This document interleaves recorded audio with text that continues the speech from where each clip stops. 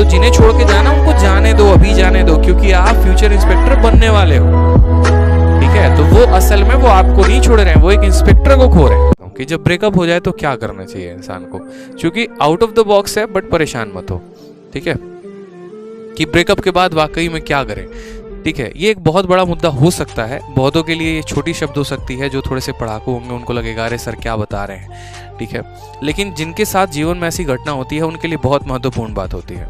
देखो लाइफ में ना लोग बहुत कुछ कहते हैं कि तुम पढ़ लिख लोगे तो तुम्हारे पीछे सब भागेंगे, तुम कामयाब बन जाओगे तुम्हारे पीछे सब भागेंगे। बहुत बार हमें लगता है कि यार ये यूजुअल बात है, नाम बात हो गई है, मतलब इसमें कोई उतना दम नहीं है। लेकिन ऑनेस्टली अगर मैं इससे थोड़ी सी हटकर अगर बात करूं यहाँ पर, तो असल में पढ़ लिखने से आप बहुत बड़े इंसान नहीं बन जाते हैं। असल में आप जब एक कामयाब इंसान होते हैं ना, तो आप बहुत बड़े इंसान बन जाते हैं।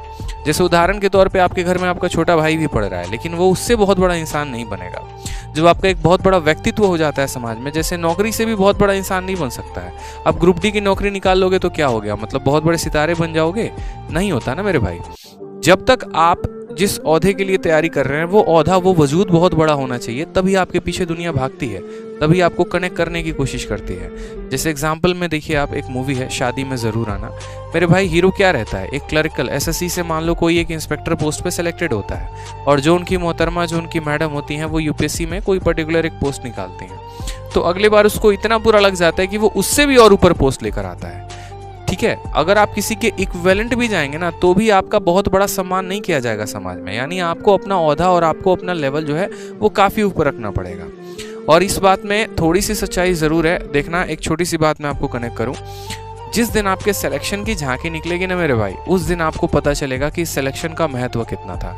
जैसे मेरे एक सर थे, और सर थे नहीं सर हैं, और वो हमेशा एक बात, जब मैं लाइब्रेरी में पढ़ा करता था ना, तो वो हमेशा मुझसे एक बात बोलते थे कि आदित्य, तुमको अभी महसूस नहीं है कि तुम्हारी ज़रूरत लोगों को कितनी होगी, या लोग तुमसे किस कदर कनेक्ट करेंगे। क्यों? क्योंकि जब हमने पढ़ाई शुरू किया तो हमारे रिश्तेदारों ने धीरे धीरे हमारे घर वालों का साथ देना छोड़ दिया। मतलब पता चलता था कि मामा जी के घर से लड़ाई हो गई एक तरीके से कह के, या रिलेटिव आसपास के जो है उन्होंने पापा मम्मी को काफ़ी ताने देना शुरू कर दिए। यहाँ तक ये भी कह दिया तुम्हारा बच्चा पढ़ाई थोड़ी करता है, 3 साल से दिल्ली में मटर गश्ती कर रहा है। ऐसी कई सारी बातें होना शुरू हो गई। जिनके साथ हम कनेक्टेड थे वो लोग भी धीरे धीरे छोड़ने लगे। ऐसे हालात में जब इंसान अकेला पड़ जाता है ना, तो या तो 2 रास्ते होते हैं, या तो जो रीज़न है उसको छोड़ दो, और नहीं तो अपने आप को इतना लगा दो ना कि ये सभी चीज़ों से आप ऊपर उठकर काम करना शुरू कर दो। शुरू के तो 2-3 महीने हमने भी काफ़ी बर्बाद किए। ठीक है, 3-4 महीने हो गए बर्बाद।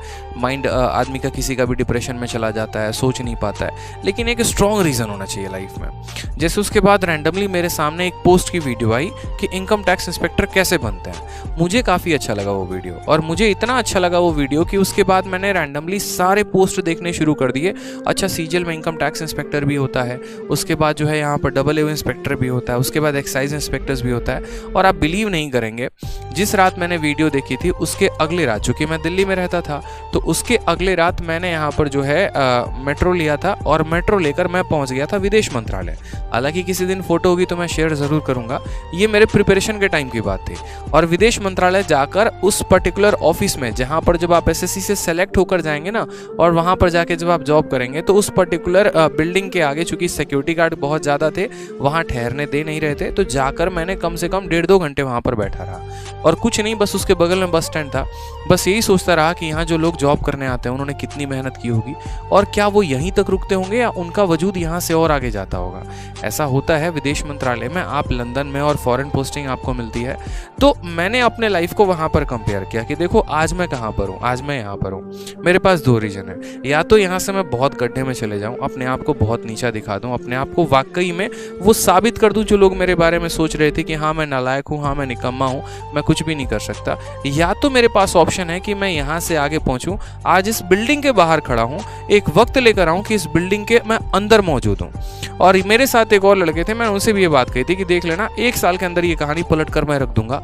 आज मैं इस गेट के बाहर हूँ और ये सिक्योरिटी गार्ड मुझे मना कर रहा है, हालांकि उसकी वो ड्यूटी है, वो डेफिनेटली है, ट्रेसपैसर्स को मना करेगा, लेकिन 1 साल के अंदर कहानी ऐसी पलट दूंगा ना कि इस बिल्डिंग के अंदर मैं मिलूंगा। और हुआ भी यही यहाँ पर। फिर उसके बाद यहाँ पर इतना आदमी थोड़ा सा जो है मेहनत करना शुरू कर दिया। वो मुझे एक रीज़न मिल गया कि मुझे वहाँ पर क्यों जाना था।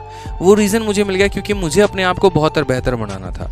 और हुआ भी ऐसा यहाँ पर, जब जब मैं डिमोटिवेटेड हो जाता था, या जब भी मुझे थोड़ा सा दुख होता था, या जब भी मुझे थोड़ा भी यहाँ पर फियर होना शुरू हो जाएगा, थोड़ा मैं नेगेटिव होना शुरू हो जाऊँगा, तो अगर मैं हूँ यहाँ पर तो मैं किसी की बाइक अरेंज करूँगा, या फिर जैसे भी हो गया मैं कभी यूपीएससी भवन पहुँच गया, कभी एमईए भवन पहुँच गया, कभी आईटीओ पहुँच गया, और जाकर बस उन बिल्डिंग्स को देखूंगा यार कि हाँ यार देख तेरा मंजिल वहाँ पर है, तुझे वहाँ जाना है। जब वो चीज़ सामने होती है ना तो ज़्यादा मोटिवेशन मिलती है, रोंगटे ऐसे खड़े हो जाते हैं एकदम ऐसे, हाँ यार फील आ रहा है, मतलब देख सोचना यार एकदम बाहर आज खड़े हैं, कल के दिन अंदर होंगे, सोचो स्टाफ होंगे, सिक्योरिटी गार्ड्स होंगे, आईडी लगाकर ऐसे हम भी एंट्री करेंगे, कितना मज़ा आएगा। मतलब वो रेल भवन में जब हम सिक्योरिटी देखते थे, मतलब फील होता था कि हाँ यार ठीक है, इसी चीज़ के लिए तो पढ़ना है, इसी चीज़ के लिए तो करना है, हमारे भी नाम की वाहवाही होगी, हमारा भी नाम का गुणगान होगा।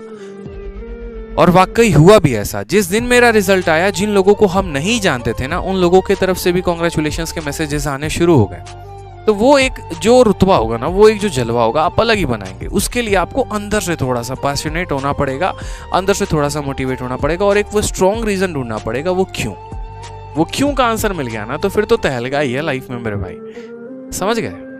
तहलका बिल्कुल तहलका करेंगे आप जाके।